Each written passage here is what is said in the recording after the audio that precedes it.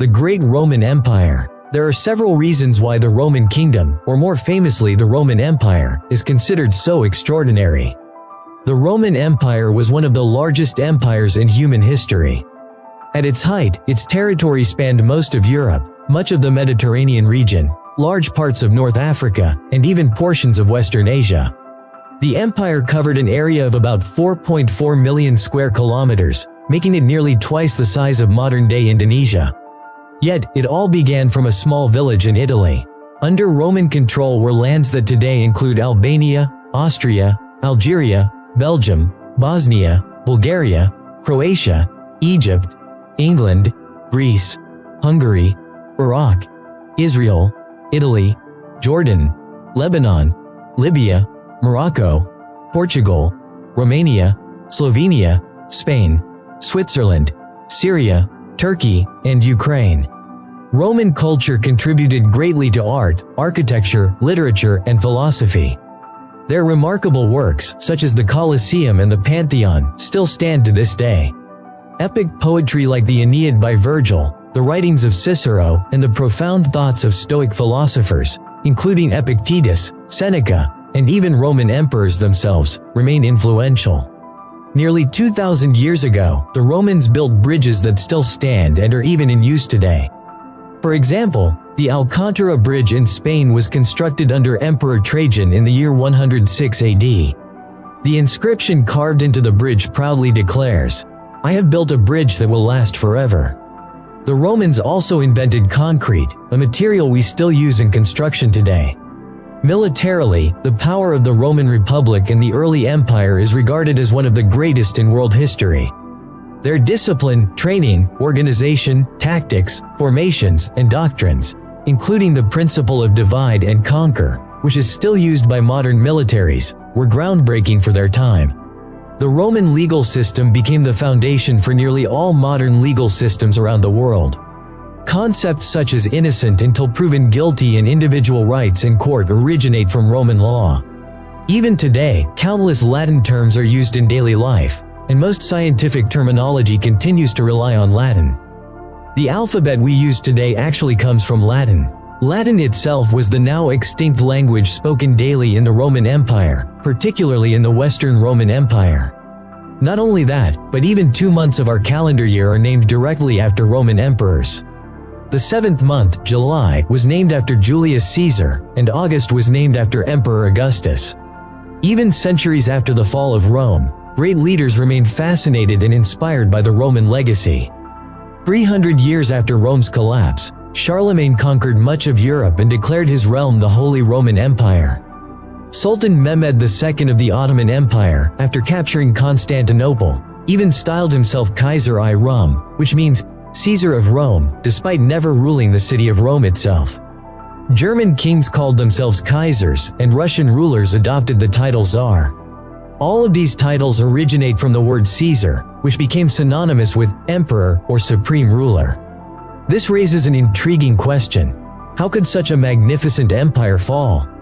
How could a realm so vast and powerful eventually collapse? That is exactly what we will explore in this video.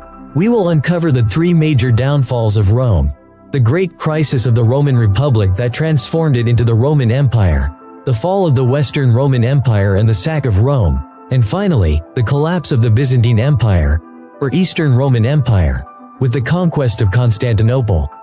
Rome remains one of the most important civilizations in world history. It began as a small settlement in Italy during the 8th century BC, first established as a monarchy with its legendary founder and first king, Romulus. Rome grew rapidly, absorbing much of the culture and politics of ancient Greece, before evolving into a powerful Roman republic in the 6th century BC. This republic was renowned for its political system known as Res Publica Romana, with the Senate serving as the central governing body. By the 3rd century BC, Rome embarked on vast military expansions, conquering large territories and becoming the dominant power of the Mediterranean. Julius Caesar, the famous general and statesman, rose to power as a dictator for life in the 1st century BC, effectively bringing an end to the Republic. After his assassination, Rome descended into civil war. Octavian, later known as Augustus, emerged victorious in 31 BC, establishing the Roman Empire and becoming its first emperor. This marked the end of the Roman Republic and the beginning of the Roman Empire. By the 2nd century AD, the empire had reached its peak, stretching from Britain to Egypt. However, by the 3rd century AD, Rome began to face mounting internal and external pressures that would eventually lead to instability and turmoil. In the year 476 AD, the Western Roman Empire collapsed under the invasions of barbarian tribes. Meanwhile, the Eastern Roman Empire, known as Byzantium, endured until the 15th century AD. The Roman Republic had originally been a system of government built on the principle of anti-monarchy, with the belief that no single person should hold too much power. This system was led by 2 consuls elected annually by the Roman Senate, a legislative body composed of patrician aristocrats. However, while this system was inspired by democratic ideals, in practice, power remained concentrated in the hands of the aristocratic elite. One of the most fascinating aspects of the Republic's decline was the conflict between the plebeians, the common people, and the patricians, the aristocratic ruling class. Plebeians felt they were not fairly represented in government, demanding both political and economic reforms. This tension between social classes led to ongoing political struggles in the Roman Senate. A series of reforms were eventually introduced, such as the Lex Hortensia in 287 BC, which gave plebeian laws the same authority as patrician laws. Amid this turmoil, charismatic generals began to rise in prominence. One such figure was Gaius Marius, a successful military commander who reformed the Roman army by opening recruitment to ordinary citizens. This move gained him widespread support from the common people. Political conflict reached a breaking point when another general, Lucius Cornelius Sulla, staged a military coup in 82 BC. This triggered a brutal civil war that devastated many Roman cities. Power then shifted from one military leader to another, further destabilizing the Republic. And then came Julius Caesar, who rose to the highest position of power as consul. Years of military victories had made him the wealthiest man in Rome. After defeating his rival, Pompey the Great, in a civil war, Caesar's influence only grew stronger. His military successes, along with initiatives such as granting land to the poor, made him extremely popular among the people. Many senators, seeking his favor, showered him with honors. Statues were built in his likeness, buildings were inaugurated in his name, and even a month was renamed after him, July, which we still use today. Most importantly, the title of dictator, originally meant to grant temporary emergency powers during times of war, was bestowed upon Julius Caesar multiple times in succession. Seizing the political chaos of the era, Caesar consolidated his authority. Finally, in 44 BC, he was declared dictator perpetuo, dictator for life. From this point, Julius Caesar began enacting a series of political reforms that dramatically changed the government system. To many senators, however, these reforms seemed excessive. They feared that Rome would once again become a monarchy, a system that their predecessors had fought so hard to abolish. Caesar's immense ambition left them both dissatisfied and threatened. They feared that the Roman Republic would turn into a Roman Empire under his rule. Thus, a group of conspirators, later known as the Liberators, secretly began plotting Caesar's assassination. On March 15, 44 BC, the infamous Ides of March, during a Senate meeting, about 60 conspirators surrounded Julius Caesar, drew daggers hidden in their togas, and stabbed him repeatedly from every side. According to historical accounts, Caesar resisted the attack until he caught sight of Brutus, a man who, despite having once sided with Caesar's rival during the previous civil war, had been pardoned by Caesar. Brutus was given a high position in the Senate and was treated almost like a son. Many sources claim that Caesar's final words were, "And you, Brutus?" Some interpretations suggest he may have said, "And you, my son." Covering his face, Caesar seemed unable to process the betrayal and allowed himself to fall beneath the flurry of blades. What the senators did not realize was that Julius Caesar had grown immensely popular among the plebeians, who regarded him as an effective and generous leader.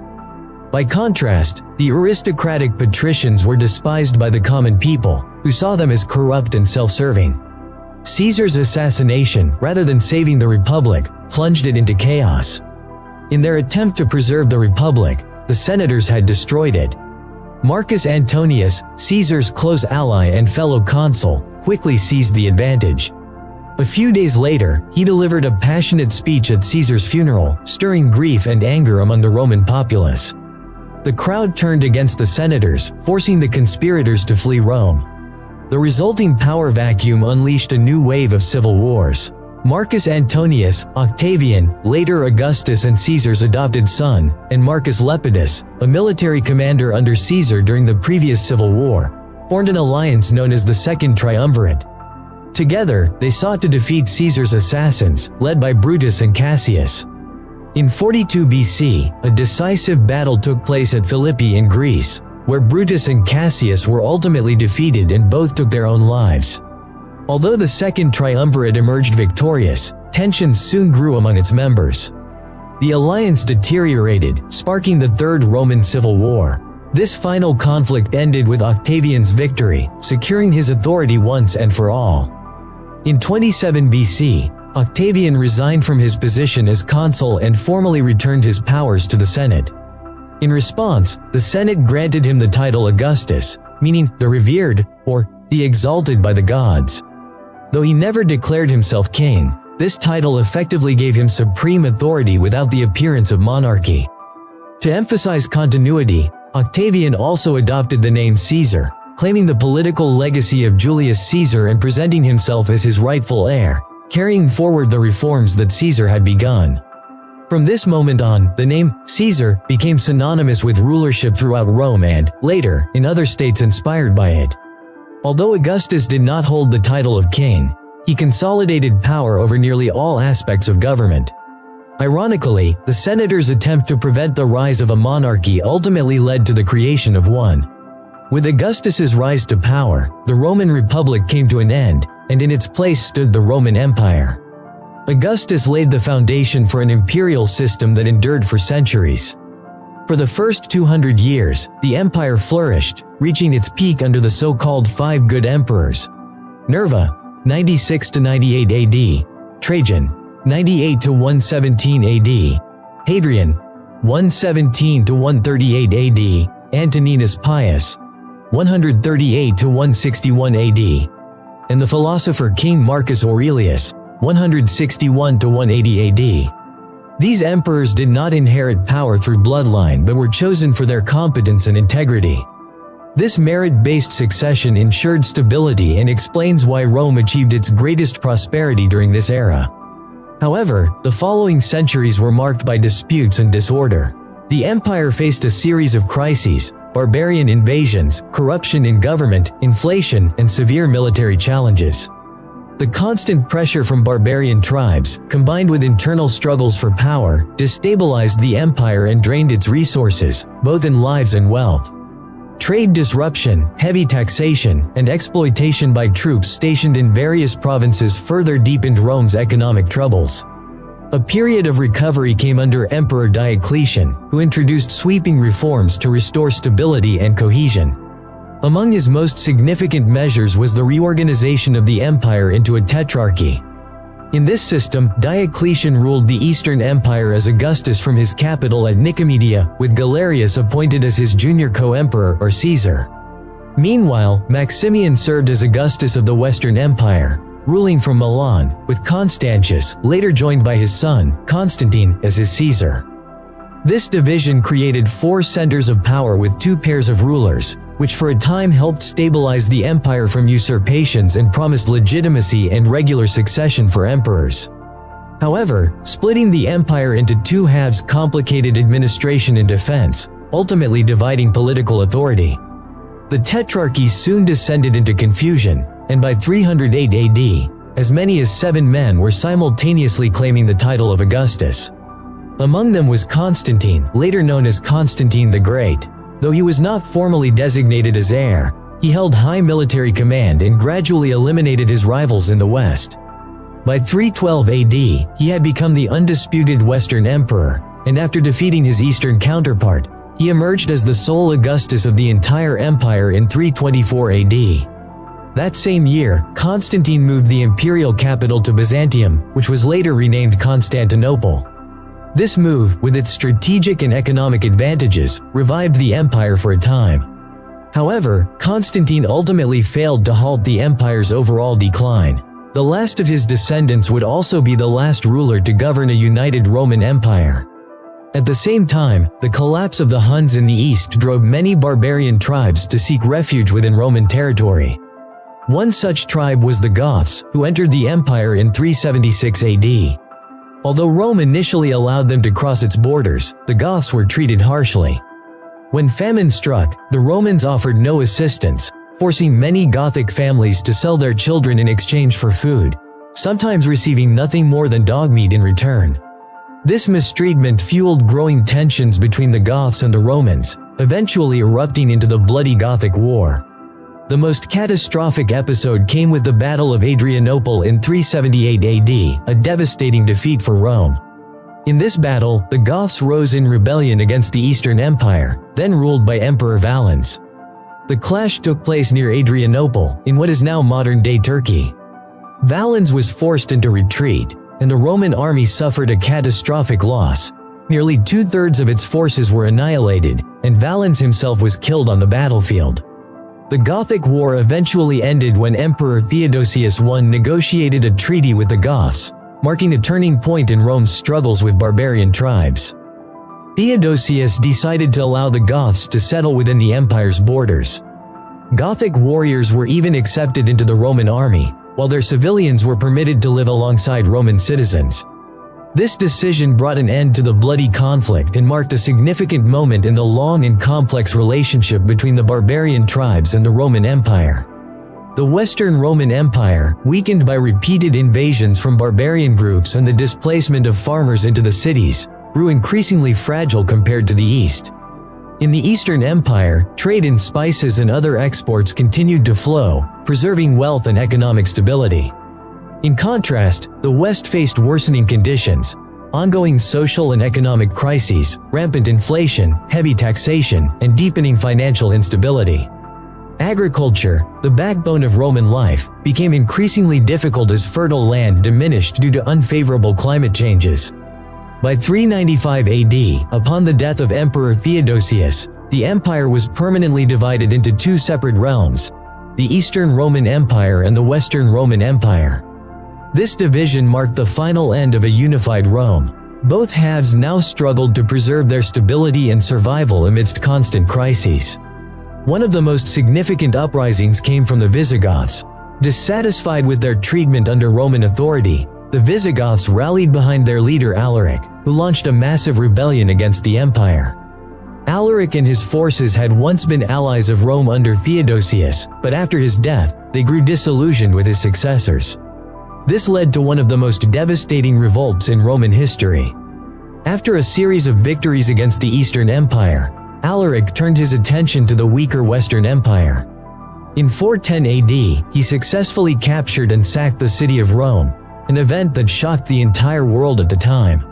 The final blow to the Western Roman Empire came in 476 AD, when Odoacer, a Germanic military commander, invaded Italy and deposed Romulus Augustulus, the last emperor of the West. This year is considered the key moment in the collapse of the Western Roman Empire, which had endured for nearly 1,000 years. Odoacer's actions established a new kingdom of Italy and formally marked the end of Rome's Western Empire. The fall of Rome was not caused solely by barbarian invasions that carved up Roman territories into smaller kingdoms.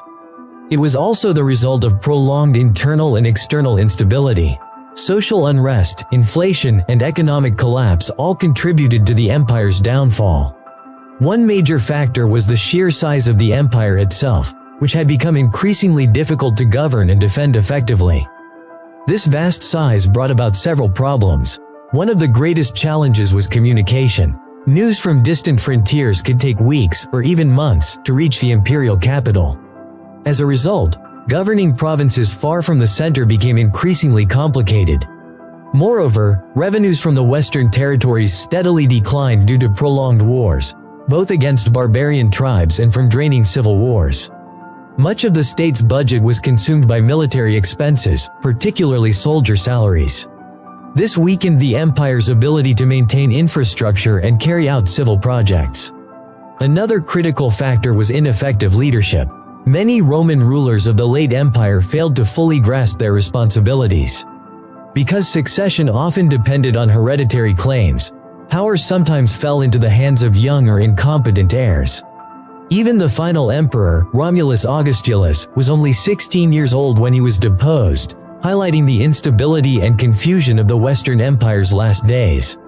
With the fall of the Western Roman Empire, Western Europe entered what is commonly known as the Dark Ages, a period marked by political fragmentation, economic decline, and the collapse of much of the intellectual progress once nurtured by Rome. Meanwhile, the Eastern Roman Empire, wealthier and more stable, continued to endure as the Byzantine Empire, stretching well into the Middle Ages. Although many claim that the Roman Empire truly ended in the 5th century, in reality, the eastern half survived for nearly another 1,000 years. Today, we recognize it as the Byzantine Empire, a name historians use to distinguish it from the fallen Western Roman Empire. Byzantium is often said to have begun in 330 AD, when Constantine the Great, the first Christian emperor of Rome, moved the imperial capital to Byzantium, which was later renamed Constantinople, the city we now know as Istanbul. After Constantine's death, the empire was divided between his sons, and this period is often regarded as the true beginning of the Byzantine Empire.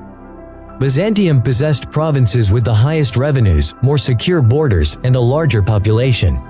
Inheriting Roman technology and cultural arts, Byzantium managed to surpass other kingdoms in the advancement of its state. In the 7th century, the Byzantine Empire became engaged in a series of ongoing wars with the Sassanid Persian Empire. These conflicts gradually weakened both empires and paved the way for their eventual decline. During this same period, Islamic forces led by Arab conquerors rose as the Third Great Empire and successfully overtook Persia in the year 628 AD. The Arabs continued their attempts to seize Constantinople. Their first efforts came between 674 and 678 AD, and again between 717 and 718 AD.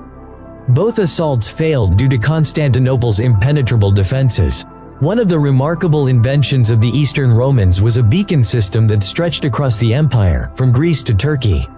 Extending more than 700 kilometers, this system allowed the empire to warn the emperor of invading armies within just 1 hour of being sighted at the borders, a vast improvement compared to the Roman Empire of old, where communication could take weeks. Constantinople, as the heart of Byzantium, remained a constant target in warfare, enduring numerous sieges without ever falling for centuries. In the year 1054 AD, Christianity experienced a great schism, dividing the Eastern Orthodox Church and the Roman Catholic Church. This weakened the internal unity of the Byzantine Empire, which was predominantly Orthodox Christian. Later, in the year 1096, at the call of Pope Urban II to reclaim the Holy Land of Jerusalem, then under Muslim control, European Christian forces marched through Constantinople. This event marked the First Crusade, with armies known as Crusaders, drawn from across Europe. The passage of these Crusaders through Constantinople created tension between them and the Byzantine Empire due to the great disturbances they caused. Despite this, Byzantium, as a Christian empire, continued to support the Second and Third Crusades, though both ended in mutual disappointment and rising tensions. Finally, during the Fourth Crusade in the year 1203, French and Venetian crusaders made an agreement with Alexios Angelos, the son of a deposed emperor. Alexios promised vast riches to the crusaders if they would support him in reclaiming the throne that rightfully belonged to his father from his uncle. He succeeded in regaining power, but within a year the people revolted, and Alexios himself was overthrown and killed. The unpaid Crusader forces then redirected their aggression toward Constantinople. They set massive fires that destroyed countless works of ancient art and literature, leaving nearly 1/3 of the city's population homeless. The city was reclaimed 50 years later by the Roman Emperor Michael Palaiologos. However, the restored empire never fully regained the vast territories that had been seized by Crusader forces.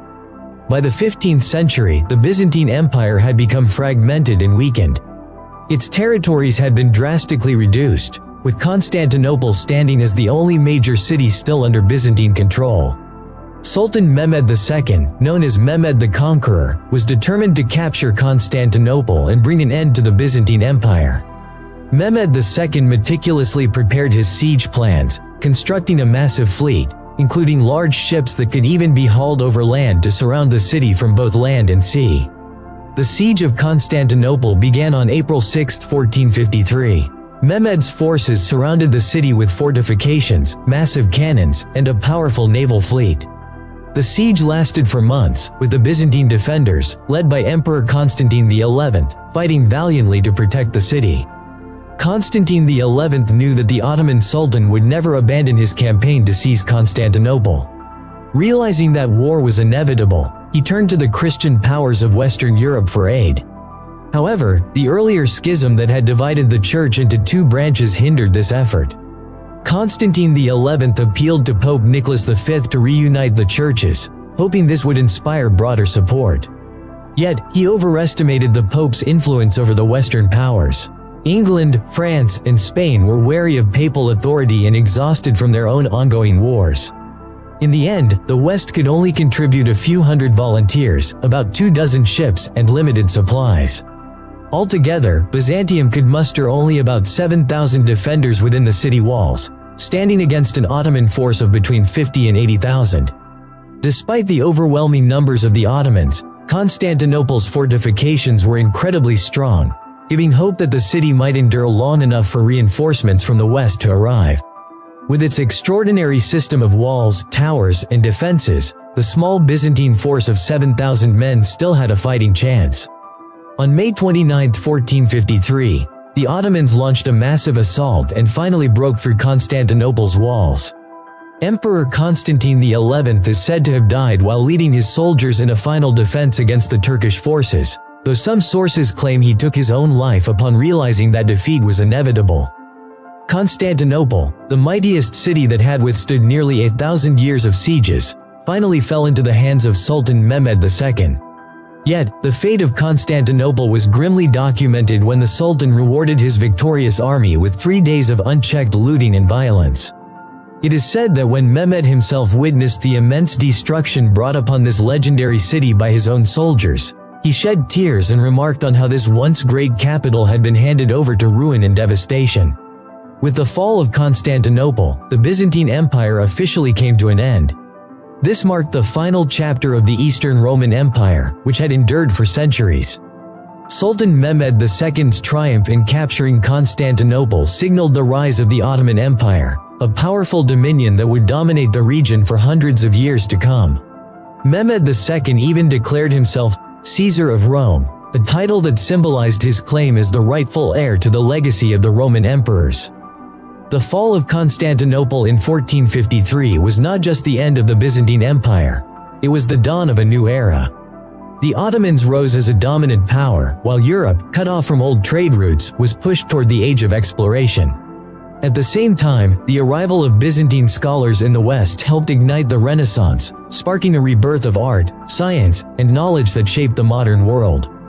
History reminds us that every ending is also a beginning. And so, the fall of one empire became the foundation for a new chapter in human civilization. So, what do you think about this turning point in history? Share your thoughts in the comments below, and don't forget to like this video and subscribe, so you won't miss more fascinating stories from the past.